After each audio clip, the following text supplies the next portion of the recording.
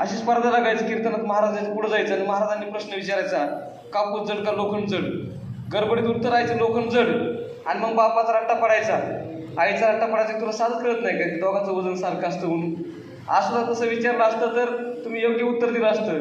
पण असे चुकीचे उत्तर देत देत आयुष्याचं गणित बरोबर साधलं जात असतं. आणि हे करत असताना पारितोषिक हा सगळ्यात मोठा आयुष्याचा भाग असतो.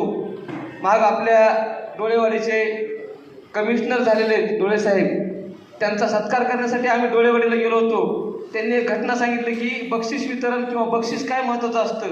आंबेजोगाईला ते PI असताना, पोलीस निरीक्षक असताना तिथंच एक गॅदरिंगचा कार्यक्रम चालू होता आणि सिक्युरिटीच्या हिशोबाने ते राऊंड मारित होते. साहेबांना पाहिल्यावर सगळ्यांना वाटलं की चला आता PI साहेब आले, त्यांना बोलून घेऊ आणि पारितोषिक त्यांच्या हस्ते देऊ.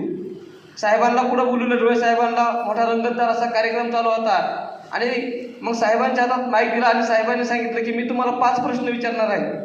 त्या 5 प्रश्नाचे जर बरोबर उत्तर देईन त्याला मी 100 रुपयाचं बक्षीस देणार आहे. साहेबांनी 5 प्रश्न विचारले आणि एका विद्यार्थ्यांनी 5ही प्रश्नाचे बरोबर उत्तर दिली.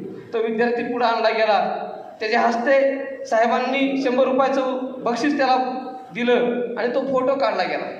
तो फोटो काढल्यानंतर बरेच दिवस झाले, 20-25 वर्ष निघून गेले. साहेब बी कमिशनर झाले पुण्याला आता. आणि मग तो फोटो, त्याचे वडील आणि ती 100 रुपयाची नोट घेऊन साहेबांकडे आले आणि सांगितलं की साहेब, ज्या दिवशी तुम्ही माझा सत्कार केला त्या दिवशी ह्या मुलाने सांगितलं की मला ह्यांच्यासारखंच बनायचे. आणि ती 100 रुपयाची नोट त्या फोटोत अडकून ठेवली त्या विद्यार्थ्यांनी. आणि ज्या दिवस तो कमिशनर एजंट झाला, म्हणजे आपले इन्कम टॅक्स कमिशनर झाला, त्यावेळेस तो फोटो, ती 100 रुपयाची नोट घेऊन साहेबांकडे आले आणि साहेबांच्या हस्ते साहेबांचं दर्शन घेतलं. आणि साहेबांमुळेच मी हे पद ग्रहण करू शकलो. तुम्ही जर ते कौतुक केलं नसतं तर मला हे पद ग्रहण करता आलं नसतं, असं त्यांनी विनयपूर्वक सांगितलं. म्हणजे मला सांगायचं एवढंच की पारितोषिक सत्कार इतकी महत्त्वाचा असतो आणि तो संस्थेने आज आपला केला. हा क्षण फार महत्त्वाचा असतो. इथं माझ्या मित्रांच्या मुली झाल्या, मुलं झाली, माझ्या सगळे जवळचे होते, गुरुवार यांचे झाले, गायकवाड सरांचा चिरंजीव सत्कार झाला. एक समाधानाची बाब असते. आणि जीवनात काय असतं, आपण काय करतो, नुसतं रेस लावतो, रेस.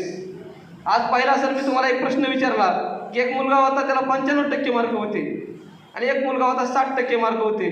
तुम्हाला जर सगळ्यांना प्रश्न विचारला मी आता की ह्यात हुशार कोण हुशार आहे बाळांनो? 95% वाला हुशार असं सगळ्यांचं मत येईल. पण मी असं सांगितलं तुम्हाला की गेल्या वर्षी 95% वाल्याला 99% होते आणि 60% वाल्याला 40% होते. आता सांगा कोण हुशार आहे? तुलना आपल्याशी झाली पाहिजे. मी मागं काय होतो, आज काय होणार आहे, आपण तुलना दुसऱ्याशी करतो आणि इथंच आपल्याला अपयश येतं.